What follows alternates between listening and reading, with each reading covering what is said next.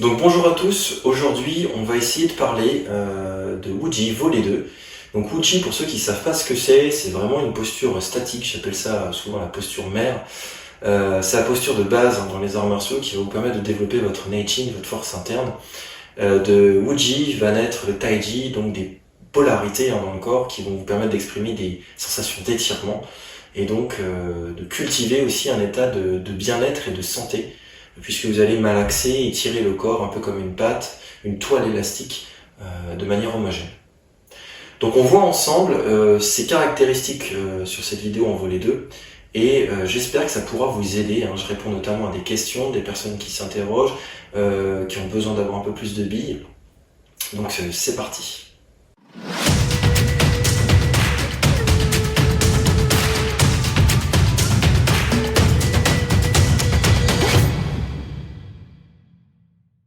Donc dans cette vidéo, j'aimerais insister sur les pieds, d'accord, la manière dont vous allez vous placer dans les pieds. J'ai des personnes qui m'ont demandé, est-ce que quand on est dans la posture statique Janjuan-gong, Wuji vers Taiji, est-ce qu'on arrive à sentir que finalement le bas est plus lourd que le haut? Honnêtement, de mon expérience, ça c'est une première étape. Ça veut dire que vous avez détendu les tensions du haut du corps et vous êtes capable de faire couler déjà pas mal de tensions dans les jambes. C'est bien, mais c'est pas suffisant, comme j'avais pu le répondre en commentaire. En fait, il va falloir à terme expérimenter le fait que le corps devient une unité, d'accord, un bloc complet. Donc les pieds qui deviennent lourds ou les jambes qui deviennent plus lourdes que le haut, à terme vont un petit peu s'harmoniser avec le fait que le haut devient aussi dense et que le travail des appuis se répercute sur le tronc, la colonne vertébrale. Ça, c'est vraiment un point important. Commençons par une petite expérience. Je me tiens debout. Si je me tiens parfaitement droit, j'aligne la tête, je le mets de côté, j'aligne la tête, les épaules droites, le corps totalement droit. Il se passe quelque chose dans vos pieds et je vous laisse ressentir, faites l'expérience. Vous allez vite comprendre que la force en fait se place dans les talons. Et donc l'avant du pied a un petit peu envie de se soulever, mais très très légèrement. Et donc ça veut dire que en fait je suis pas du tout ancré, puisque je suis aspiré vers l'arrière. Donc position pas bon. Et souvent dans les arts martiaux, on parle de verticalité. On dit il faut être droit, il faut être droit. C'est là où la vidéo va être intéressante. En fait, on va parler d'une verticalité, mais attention, une verticalité qui va être légèrement adaptée. On va être vertical, mais si on regarde bien, on va aussi avoir un certain degré de placement du corps. Je me mettrai de côté pour vous montrer. A contrario, maintenant, on va placer le poids vers l'avant, je bascule vers l'avant, et là, rapidement, qu'est-ce qui se passe ? On sent qu'en fait, les talons se décollent et les orteils ont tendance à agripper. Vous voyez, ça serre. Dès que ça serre, c'est pas bon non plus, parce qu'en fait, ça crée des tensions dans les chevilles. Et en plus, vous perdez l'équilibre. D'où le fait que les orteils se resserrent pour éviter de tomber. Donc le placement, il n'est pas bon. Le placement, il doit être dans l'idéal, et on va le voir aujourd'hui, un petit peu vers l'avant. 60%. Et ça va être lié notamment au positionnement de l'axe qui va nous aider à mieux ressentir et percevoir ce positionnement-là.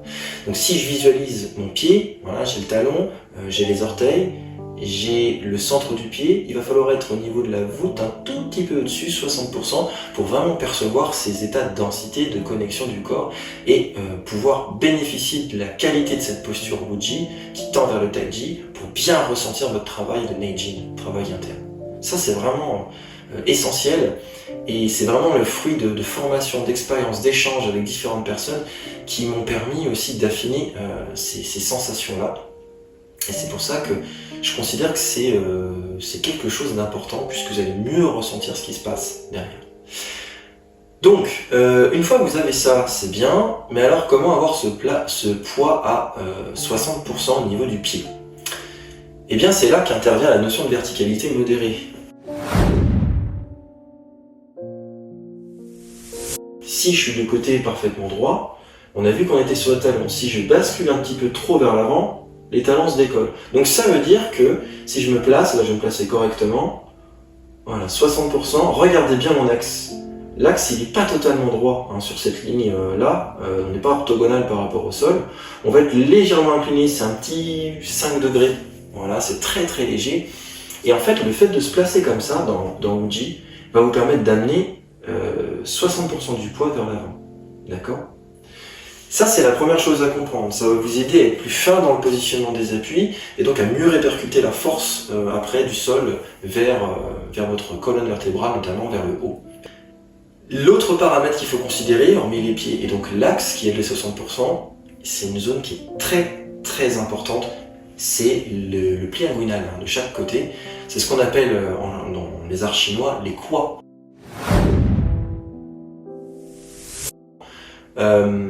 En fait, les kuo, c'est une zone charnière, un petit peu comme une porte. Quand vous ouvrez, s'il n'y a pas la charnière, la porte, elle tombe, elle ne tient pas. Donc cette zone-là, elle est souvent mal considérée. Et le fait de ne pas la considérer correctement, eh bien, ça va engendrer des tensions corporelles pendant la pratique, pendant les postures, qui vont d'une part freiner le mouvement et d'autre part souvent blesser. Et les gens ont souvent mal au genou parce qu'en fait, ils ne supportent pas leur posture à travers les kuo. Donc comment ça marche? Et là, c'est extrêmement intéressant. Vous allez à partir de Wuji, vu qu'on se concentre sur le socle inférieur aujourd'hui, vous allez en fait considérer le bassin. Et le bassin, il va avoir un placement. Et souvent on dit il faut rétroverser. Combien de fois on entend ça? Rétroverser, rétroverser. Je vous invite à faire le test, rétroverser le bassin. Quand vous allez rétroverser le bassin, en réalité vous allez sentir rapidement que les kuo sont en train de s'ouvrir. Ça fait ça en fait. Vous allez avoir une ouverture. Potentiellement même une tension dans le dos. Parce que là j'ai vraiment rétroversé. Et là ça tire le dos mais pas de manière agréable, vous voyez. Et là ça ouvre vers l'avant.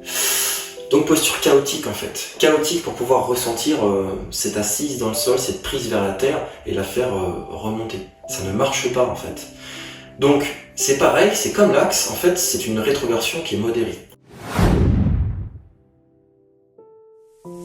On n'est pas tous fait pareil corporellement, on n'a pas tous le squelette placé de la même manière, en termes d'angle, etc.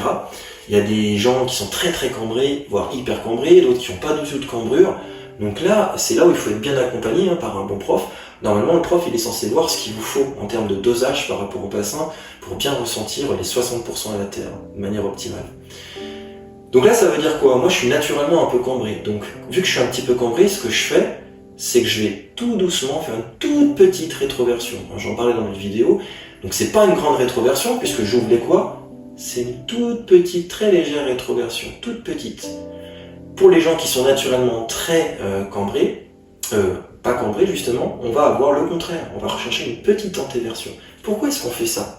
En fait, si naturellement vous êtes bien placé, le corps, la colonne vertébrale fait un S. Donc la nature, on part du principe qu'elle fait plutôt bien les choses. Et donc si vous avez un S, ben, c'est pour amortir les chocs au sol et donc répercuter les charges, les forces de manière optimale. Ça veut dire que votre S, votre cambrure, en fait, il va falloir, même si on parle de rétroversion, il va falloir la garder. D'accord, il va falloir essayer de garder cette petite cambrure. Et pourquoi? On fait donc le lien directement avec les kuo. Les kuo, on a dit que c'était une zone importante. D'accord, et si vous placez votre corps en toute petite antéversion, en fait vous êtes en train de fermer les kuo.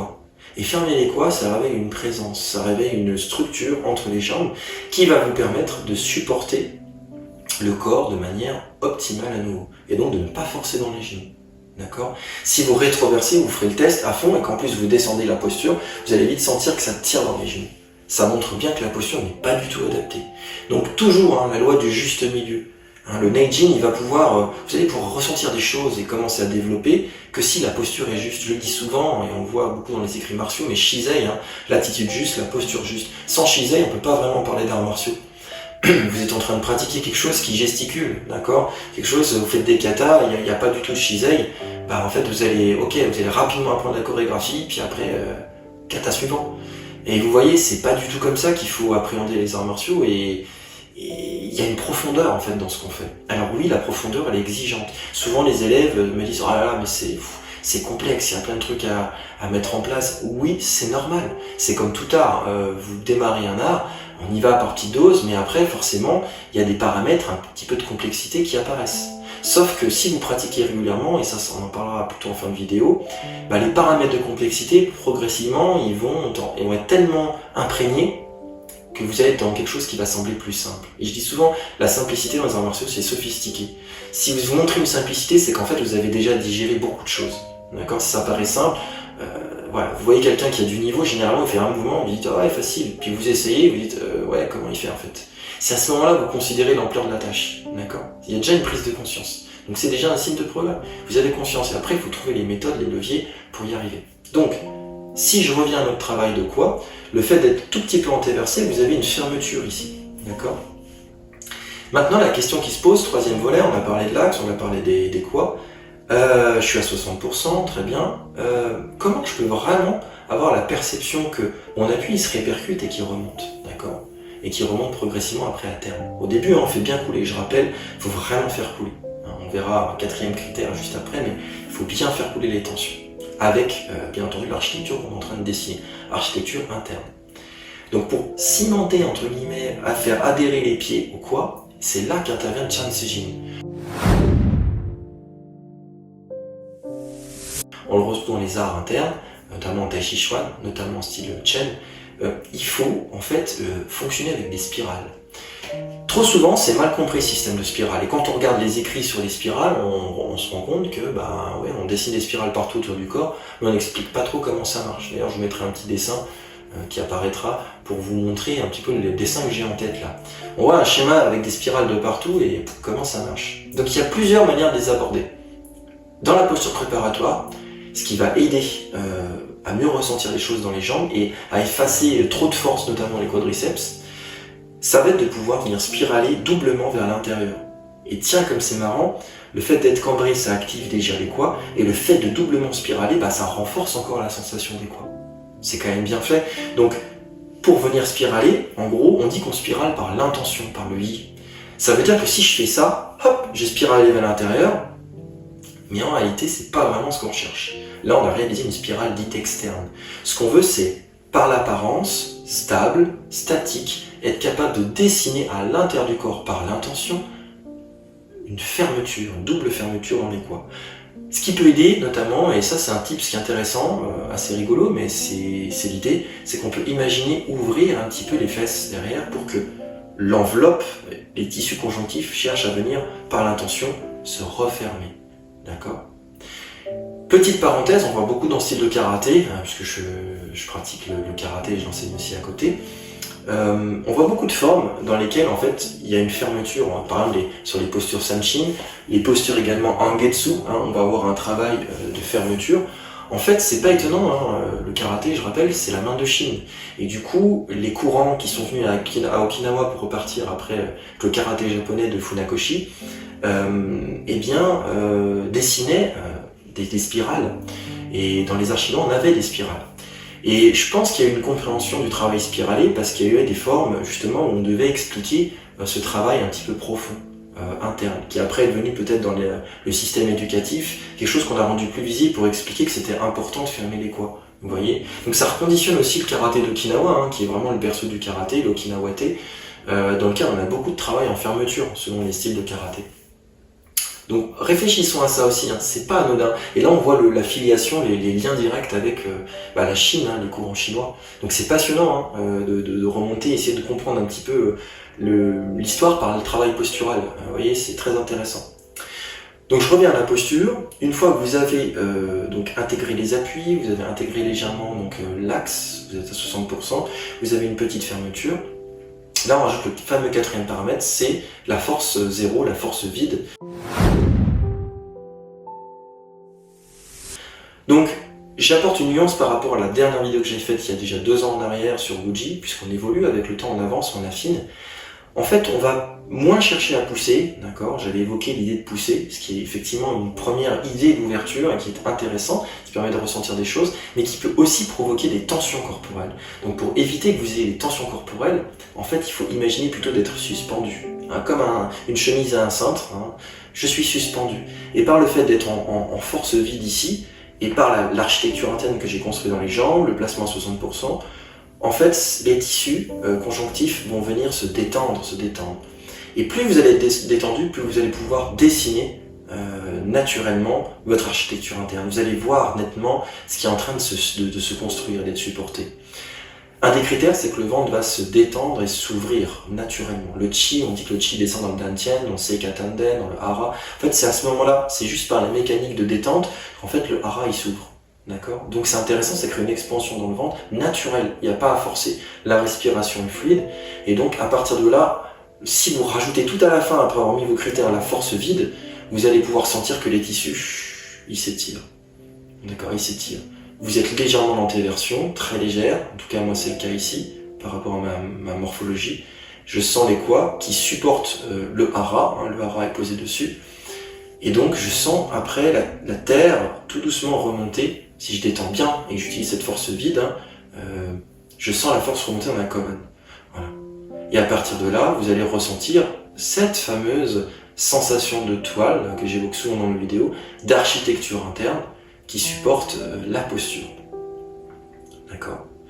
Donc, à chaque fois que vous allez normalement vous mettre dans cette posture, il va se passer un phénomène, c'est que vous allez être perdu.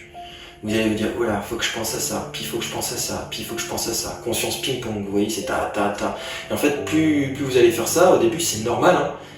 Vous êtes en train de câbler, vous êtes en train de relier, comme je le dis souvent, vous câblez les choses, vous êtes en train de créer des connexions structurelles. Ça c'est intéressant, hein. C'est ce qui va vous permettre progressivement au système neuronal de dire, ok, ça marche comme ça se relie comme ça, le corps il est placé comme ça. Et en fait, le Neijin, la force interne, elle va naître de ça, de votre capacité à câbler précisément les choses avec tous les éléments que je vous partage, entre autres, et donc de pouvoir ressentir cette unité du corps.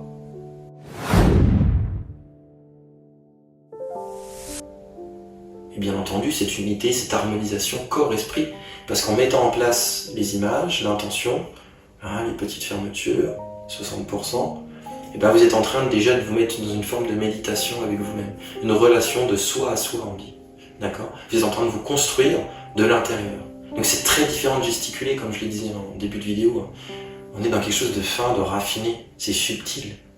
Et souvent, les gens comprennent pas, en fait. C'est pour ça que les mouvements, après, ils sont faits doucement. Si je prends la forme de chaîne, voilà, les mouvements, ils sont faits doucement parce qu'ils permettent de conscientiser et de laisser le temps au système neuronal de venir placer les choses dans l'ordre, créer le cosmos dans le corps. Mais à de l'ordre. Le corps, il n'aime pas le désordre. Hein. On le voit bien, après, tout ce qui est cancer, etc., ça devient chaotique dans le corps. L'idée, j'en parlais aussi dans une vidéo, c'est que tout ça, ça sert à un combat, mais le combat vis-à-vis de la santé, entre guillemets, essayer de se protéger de l'intérieur, de nourrir nos cellules. Alors c'est peut-être un vœu pieux, mais en quelque sorte, c'est ça l'idée. C'est par ces pratiques-là, on doit chercher à trouver déjà de la détente, à trouver une structure qui est plus porteuse. Imaginez quand après vous allez prendre de l'âge et que vous allez plus pouvoir marcher, mal aux genoux. C'est hyper important. La voix, le dos, c'est ça. On est dans cette recherche de longévité en forme. En tout cas, je suis peut-être utopiste, mais j'essaye de porter cette conviction au fond de moi et de me dire que peut-être qu'en travaillant plus juste, plus fin, on arrivera à se sentir mieux. Et si on se sent mieux soi-même, généralement on se sent mieux avec les autres. Et vous voyez, ça résonne par un effet ricochet autour de nous. Donc tout ça, c'est important de le comprendre. Ça va bien au-delà d'un geste. Il y a une profondeur, il y a vraiment une philosophie presque de vie, après de spiritualité qui nous transcende, qui prend vie à travers tout ça. C'est puissant, c'est extrêmement puissant. D'où ma passion et finalement mon métier, mon amour un petit peu pour ce que je vous partage, parce que je considère que c'est extrêmement riche et ça mérite d'être connu. Trop souvent on a besoin d'aller chercher une petite info dans un stage, dans X livres, etc. J'espère en tout cas qu'à travers cette chaîne, vous allez pouvoir comprendre une certaine profondeur et surtout j'essaye au mieux, j'espère que ça passe, de la vulgariser pour vous donner des clés, des billes, des clés de lecture vraiment et vous faire réfléchir. Je dis pas que je détiens la vérité, mais simplement vous donner des billes pour vous permettre de mieux ressentir les choses et de vous dire ah oui effectivement, en fait les arts martiaux c'est du sérieux, c'est quelque chose de fin, c'est quelque chose qui nécessite du travail, mais un travail qui vaut le coup d'être vécu pour pouvoir finalement porter ça au quotidien. Exemple, vous mettez en posture, qu'est-ce qui vous empêche de faire ça en attendant un transport? Je l'avais déjà dit à nouveau dans une autre vidéo, mais qu'est-ce qui vous empêche de le faire en attendant un transport? Ou peu importe, en étant peut-être assis et vous limitez le travail de Gucci à la position assise avec une sensation de l'axe, de pesanteur, etc. Puisqu'on se parle de pesanteur ici. Ça se relâche par la pesanteur. Vous voyez aussi cette idée de ne pas forcer dans la posture, mais de laisser les choses s'écouler. Voilà. Mais si je laisse s'écouler et que je n'ai pas la structure qui se dessine, je m'avachis, vous voyez, je m'écroule. Donc c'est pas bon non plus. Voilà, en tout cas j'espère que ça apportera des éclairages sur le travail postural, le travail des jambes, le travail des quads, considérez-le, il est extrêmement important. Trop souvent c'est boîte noire cette zone-là. Hein. Et on dit tout le temps, je vois en karaté, combien de fois j'ai entendu, oui, de toute façon c'est le bassin qui fait tout. D'accord. Si vous faites que tourner mais qu'il n'y a pas de prise de conscience des quads, en fait vous tournez dans rien du tout, quoi, ça flotte. D'accord. Et au pire, on serre les abdos pour essayer des sensations, c'est pas du tout ce qu'il faut rechercher. D'accord. Il faut vraiment travailler avec beaucoup plus d'intelligence, de profondeur, et notamment travailler à travers les quads. Voilà, vidéo un peu longue mais extrêmement riche. Si vous êtes allé jusque là, déjà bravo. Vous êtes courageux ou courageuse d'avoir regardé toute la vidéo parce que je sais que les gens sont pressés, ils n'ont pas toujours le temps. Mais si vous êtes arrivé jusque là, n'hésitez pas à mettre un petit pouce, à partager la vidéo, la puissance de tous ces éléments. Vous voyez, j'ai pas mis ma tenue aujourd'hui, je considère qu'en fait, c'est aussi une manière de vous montrer que les arts martiaux peuvent se pratiquer totalement en tenue civile et dans la vie de tous les jours. On n'est pas obligé d'arriver au dojo et au dojan, peu importe ce que vous pratiquez, en tenue et se considérer pratiquant d'arts martiaux quand on a la tenue.